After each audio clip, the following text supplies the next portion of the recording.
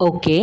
ఇప్పుడొచ్చేసరికి మన next query ఏంటంటే, write the SQL query to find the employee and his or her principal having the same location. మనకిప్పుడు ఇద్దరు గురించి మాట్లాడుతున్నారండి. Employee గురించి, ప్రిన్సిపల్ గురించి. వీళ్ళిద్దరూ ఏ ఏ టేబుల్స్‌లో ఉన్నారు మనకి? కాలేజ్ టేబుల్లోను, ఎంప్లాయీ టేబుల్లోను ఎంప్లాయీస్, ప్రిన్సిపల్స్ ఇద్దరు ఉన్నారు. అంటే మనకి 2 టేబుల్స్‌తో పనుంది. అంటే ఇప్పుడు మనం 2 టేబుల్స్‌లో ఉన్నటువంటి డేటాని మనము ఫెచ్ చేయాలి కాబట్టి 2 టేబుల్స్‌ని మనం జాయిన్ చేయాలనేది మనకు అర్థం అవ్వాలన్నమాట. ఇక్కడ మనకి ఎంప్లాయీ టేబుల్‌లో ప్రిన్సిపల్ గురించినటువంటి డేటా ఏది? Principal ID. ప్రిన్సిపల్ ఐడి ఉంది కానీ ప్రిన్సిపల్ నేమ్ లేదు మనకి. అది ప్రిన్సిపల్ నేమ్ అనేది కాలేజ్ టేబుల్లోనే ఉంది కాబట్టి ఇప్పుడు మనకి 2 టేబుల్స్‌ని జాయిన్ చేయాలి అని మనకు అర్థం అవ్వాలి. ఇప్పుడు ఈ 2 టేబుల్స్‌ని జాయిన్ చేయాలి అనంటే దేని ప్రకారం మనం జాయిన్ చేయొచ్చు? Principal ID. రెండిట్లోనూ ప్రిన్సిపల్ ఐడి కామన్గా ఉంది కాబట్టి మనము ప్రిన్సిపల్ ఐడిని బట్టి మనం జాయిన్ వెయ్యొచ్చు అని మనకి అర్థం అవ్వాలన్నమాట. ఓకే. మనకి ఇప్పుడు ఆ 2 టేబుల్లో ఉన్నటువంటి డేటా అనేది జాయిన్ అవుతుంది. దేని ప్రకారం అంటే ఎంప్లాయీలో ఉన్నటువంటి ప్రిన్సిపల్ ఐడి, కాలేజ్లో ఉన్నటువంటి ప్రిన్సిపల్ ఐడి వాల్యూస్ని బట్టి రెండిట్లోనూ సేమ్ ఉన్నటువంటి రోస్ అన్నీ కూడా పక్కపక్కనొచ్చి 2 టేబుల్స్‌లోనూ పక్కపక్కనొచ్చి మనకి జాయిన్ అనేవి అవుతాయి అన్నమాట. జాయిన్ అనేవి అవుతాయి కదా! ఇప్పుడొచ్చేసరికి మనకు క్వెషన్ అని అడుగుతున్నారు. ఇప్పుడు మనకి ఆ ఎంప్లాయీ యొక్క లొకేషను, వాళ్ళ రెస్పెక్టివ్ ప్రిన్సిపల్ యొక్క లొకేషను సేమ్ ఉన్నటువంటి వాళ్ళ నేమ్స్, ఎంప్లాయీ నేము, ప్రిన్సిపల్ నేము 2 మనం ప్రింట్ చేయాలన్నమాట. ఇప్పుడు మనం చూస్తే గనక సారిక యొక్క ప్రిన్సిపల్ ఐడి ఏ2 యొక్క లొకేషన్ హైదరాబాద్, సారిక యొక్క లొకేషన్ ముంబై. ఓకే. మనకి రాకూడదు. అండ్ సతీష్ వాళ్ళ ప్రిన్సిపల్ ఏ6 అనమాట. ఏ6 ఐడితో ఉన్నారు. ఏ6 అనే వాళ్ళ లొకేషన్ విజయవాడ, సతీష్ యొక్క లొకేషన్ హైదరాబాద్. ఈ కూడా రాకూడదు మనకి. ఆ తర్వాత వచ్చేసరికి హారిక యొక్క ప్రిన్సిపల్ ఏ5 వాళ్ళది ముంబై కానీ హారికది హైదరాబాద్. మ్యాచ్ అవ్వలేదు. ఏ2 శామ్‌ది ఏ2 అనమాట. ఏ2 యొక్క లొకేషన్ హైదరాబాద్, శామ్‌ది పూణే. ఇది కూడా మ్యాచ్ కాదు. ఆ తర్వాత వచ్చేసరికి పాల్‌ది ఏ1 ప్రిన్సిపల్, ఏ1 యొక్క లొకేషన్ హైదరాబాదు, పాల్‌ది విజయవాడ. ఇది కూడా మ్యాచ్ కాలేదు. ఆ తర్వాత మ్యాథ్‌ది ఏ5 యొక్క ప్రిన్సిపల్‌ది ముంబై కానీ మ్యాథ్‌ది వచ్చేసరికి విజయవాడ. వీళ్ళిద్దరిది కూడా మ్యాచ్ అవ్వలేదు. ఆ తర్వాత క్యాత్‌ది ఏ3 యొక్క principal location Bengaluru and Cath యొక్క లొకేషన్ కూడా బెంగుళూరు. వీళ్ళిద్దరూ మ్యాచ్ అయ్యారనమాట. ఒకే లొకేషన్కి చెందిన ఎంప్లాయీ అండ్ ప్రిన్సిపల్. అంటే మనకి వీళ్ళిద్దరికి సంబంధించినటువంటి నేమ్స్ అనేవి ప్రింట్ అవ్వాలి. ఆ తర్వాత వచ్చేసరికి వ్యాన్‌ది ఏ2 ప్రిన్సిపల్ యొక్క లొకేషన్ హైదరాబాద్, వ్యాన్‌ది వచ్చేసరికి బెంగుళూరు. ఇద్దరిది మ్యాచ్ అవ్వలేదు. మనకి పేర్లు రాకూడదు. ఆ తర్వాత వచ్చేసరికి గీత్ యొక్క ప్రిన్సిపల్ ఐడి ఏ1 యొక్క లొకేషన్ వచ్చేసరికి హైదరాబాద్, గీతది వచ్చేసరికి బెంగుళూరు. మ్యాచ్ అవ్వలేదు. కాబట్టి మనకి ఇక్కడ రిజల్ట్లో ఎవరెవరి పేర్లు రావాలి? క్యాత్ యొక్క పేరు, ఆ తర్వాత వచ్చేసరికి ఈఎఫ్ అనే అటువంటి ప్రిన్సిపల్ పేరు మనకి రావాల్సి ఉంటుంది. ఎందుకంటే ఇద్దరు కూడా బెంగుళూరుకి చెందిన వాళ్ళే కాబట్టి. ఓకే. ఇప్పుడు మనం ఫస్ట్ వచ్చేసరికి ఈ 2 టేబుల్లో డేటా మనకి కావాలి కాబట్టి 2 టేబుల్స్ని జాయిన్ వేసి చూద్దాము. జాయిన్ వేస్తే అసలు మనకి టేబుల్స్ అనేవి ఎట్లా జాయిన్ అవుతున్నాయి అనేది ఫస్ట్ ఒకసారి చూద్దామండి. Select star from EMPL inner join college on EMPL dot principal ID equal to college dot principal ID. Okay. College dot principal ID.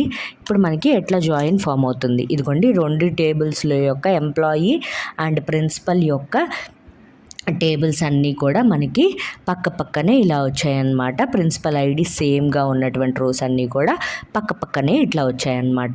ఇప్పుడు ఈ వచ్చిన రోస్లో మనం ఏం చేయాలంటే మనకి ఏం కావాలి అసలుకి, అన్ని కాలమ్స్ అవసరం లేదు, మనకి star from పెట్టుకోవసరలా.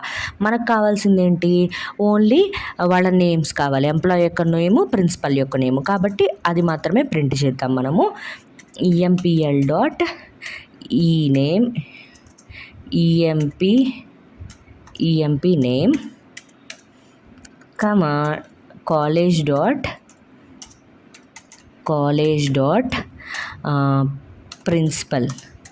Principal name.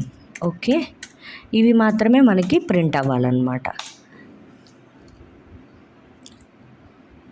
Okay, where expected. మనం ఫ్రమ్ మర్చిపోయామండి మళ్ళీ. Okay from.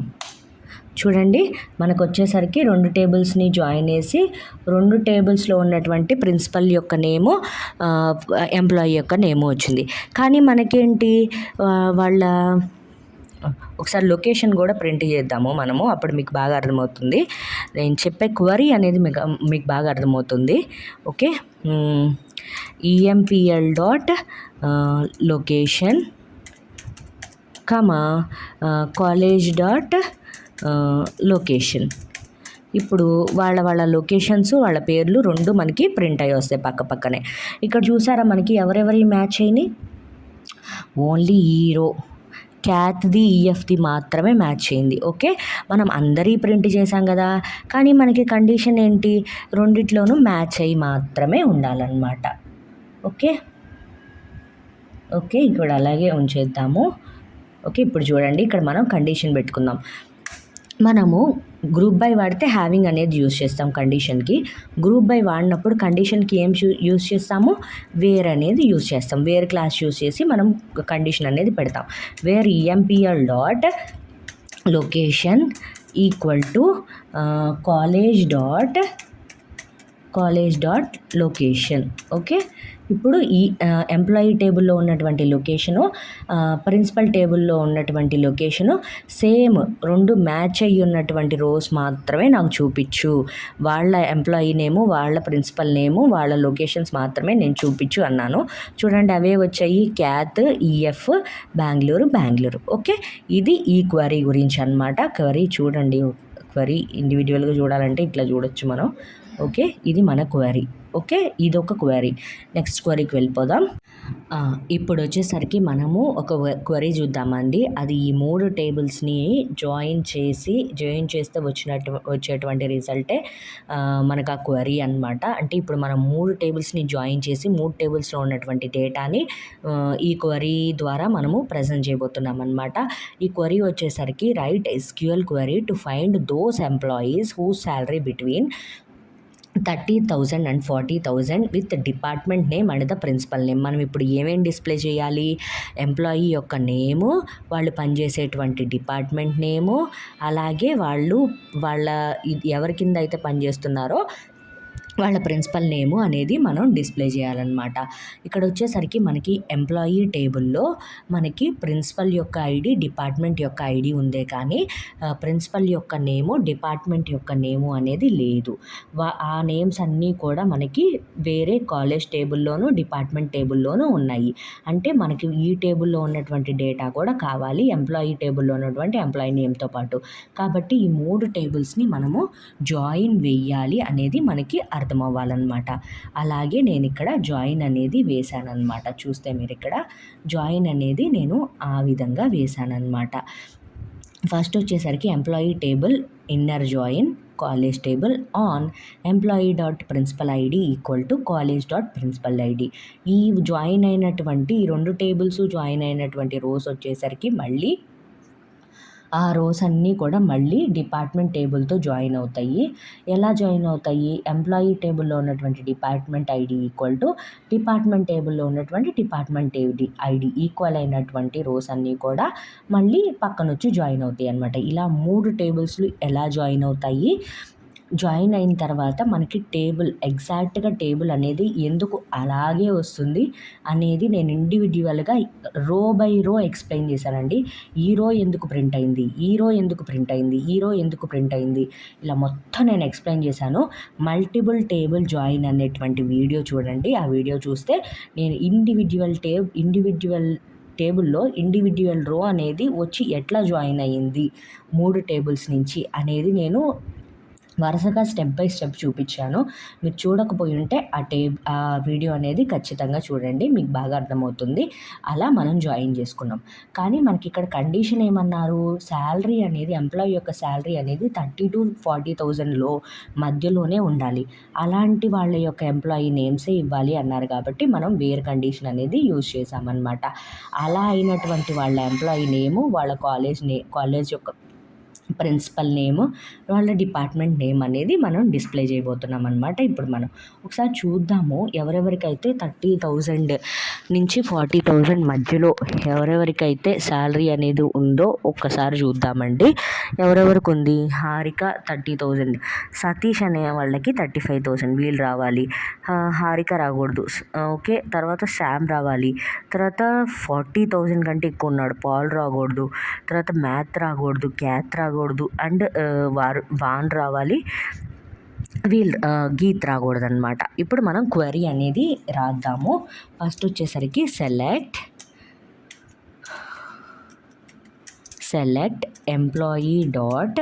Employee name comma department name comma college dot principal name from EMPL inner join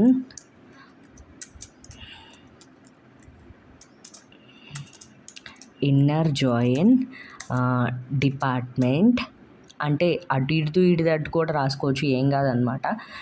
okay, నేను అక్కడ ఫస్ట్ మీకు నోట్ ప్యాడ్లో చూపించినప్పుడు ఫస్ట్ ప్రిన్సిపల్ టేబుల్ని జాయిన్ చేసినట్టు రాసున్నట్టున్నాను, ఏం కాదు. On EMPL dot department ID equal to department ID and ఈ వచ్చిన రిజల్ట్ని మళ్ళీ దేంతో జాయిన్ చేయాలి, కాలేజ్ టేబుల్తో జాయిన్ చేయాలన్నమాట. కాలేజ్ ఆన్ దేన్ని బేస్ చేసుకొని జాయిన్ చేయాలి, ఎంప్లాయీ టేబుల్లో ఉన్నటువంటి principal ID equal to college టేబుల్లో ఉన్నటువంటి ప్రిన్సిపల్ ఐడిని బేస్ చేసుకొని జాయిన్ చేయాలి. జాయిన్ చేసిన తర్వాత మనకి కండిషన్ ఏం రావాలి, ఏ కాలమ్స్ రావాలి మనకి, wear employee dot salary between అనేటువంటి మనకు ఒక క్లాజ్ ఉంది కదండి, ఆ క్లాజ్ని యూజ్ చేస్తున్నాము. Between 30,000 and 40,000. 13,000 less than or greater than or equal to 30,000, less than or equal to 40,000 ఉన్నటువంటి రోస్ అన్నీ కూడా మనకి ఇప్పుడు ప్రింట్ అవుతాయి అన్నమాట. ఓకే, చూడండి ఎవరెవరు వచ్చారు, సతీష్ వాళ్ళ యొక్క శాలరీ కూడా ప్రింట్ చేస్తే మనకి ఈజీగా మనము క్యాచ్ చేయడానికి ఈజీగా ఉంటుంది, మనకు కరెంట్ రిజల్ట్స్ వచ్చాయా లేదా అనేసి. అది కూడా ఒకసారి ప్రింట్ చేయడానికి చూద్దాము. Employee dot salary, okay. చూడండి ఇక్కడ సారికాది 30,000 తను వచ్చింది, వరుణ్ది 37,000 తను రావాలి, సతీష్ది 35,000 కూడా రావాలన్నమాట. అంతే ఉన్నారా మనకి, ఎవరైనా 40,000 ఉన్నారా, ఎవరు 40,000 లేరు కాబట్టి ఎవరు రాలేదు. Okay, 30,000 greater than or equal to 30,000, less than or equal to 40,000 ఉన్నటువంటి శాలరీస్ ఉన్న వాళ్ళ నేమ్స్, వాళ్ళ డిపార్ట్మెంట్ నేము, వాళ్ళ ప్రిన్సిపల్ యొక్క నేమ్ అనేది మనకి ప్రింట్ అయిందనమాట. ఓకే, ఇది ఒక క్వరీ అనమాట. ఓకే, ఇంతేనండి. ఈ క్వరీస్ కనుక మీకు అర్థమైంది అనుకుంటే కనుక ప్లీజ్ ఈ వీడియోని లైక్ చేయండి. అలాగే మీ ఫ్రెండ్స్కి వీడియోని షేర్ చేయండి. అలాగే ఇలాంటి మంచి మంచి వీడియోస్ కోసం మన ఛానల్ని సబ్స్క్రైబ్ చేయండి. అండ్ ఈ క్వరీస్లో మీకేమన్నా డౌట్స్ ఉన్నా కానీ నాకు కమెంట్ సెక్షన్లో అడగండి, నేను ఖచ్చితంగా రిప్లై ఇస్తాను. అలాగే ఏమన్నా సజెషన్స్ ఉంటే కూడా చెప్పండి. క్వరీలో ఇలా కాకుండా ఇలా చేయొచ్చు కదా, అలా చేసినా అట్లే రిజల్ట్స్ వస్తాయి. మన క్వరీస్ అనేవి అలాగే ఉంటాయండి, ఒక్క ఫార్మాట్లోనే రాయాల్సిన అవసరం లేదు. మనం జాయిన్స్ వాడకుండా కొన్ని వాటిలో సబ్ క్వరీస్ వాడచ్చు. మీకు నేను చెప్పాను sub queries, I don't think so. చాలా రోజులు అయిపోయింది మిమ్మల్ని కలిసేసేసి. కొంచెం బిజీగా ఉన్నాను. ఎందుకు బిజీగా ఉన్నాను అనేది కూడా నేను ఒక వీడియో చేస్తానండి. బాగుంటుంది, ఇంట్రెస్టింగ్ ఆ వీడియో కూడా. ఆ వీడియో చూడండి. అది ఎప్పుడు వస్తుందో చెప్పలేను, కానీ వస్తుంది ఆ వీడియో కూడా. ఓకే, సబ్ క్వరీస్ వాడి కూడా మనం రాయొచ్చు కదా. ఇట్లా కొన్ని వేస్ ఉంటాయండి. మనం క్వరీ రాసేటప్పుడు ఈ క్వరీనే కరెక్ట్, ఈ ఫార్మాటే కరెక్ట్ అని మనం బల్లగుద్ది చెప్పలేమన్నమాట. ఒక క్వరీ ఆన్సర్ కోసం మనం ఏ విధంగా కొంతమంది కొన్ని విధాలుగా ఆలోచిస్తారు, ఇంకొంతమంది ఇంకొన్ని విధాలుగా ఆలోచిస్తారనమాట. ఓకే, అలా మీకేమన్నా సజెషన్స్ ఉన్నాయా, ఇట్లా కాదు ఇట్లా కూడా రాయొచ్చు మనం క్వరీ అనేది నాకేదైనా సజెస్ట్ చేస్తానంటే సజెస్ట్ చేయండి, నేను కూడా చూస్తాను. ఓకేనా?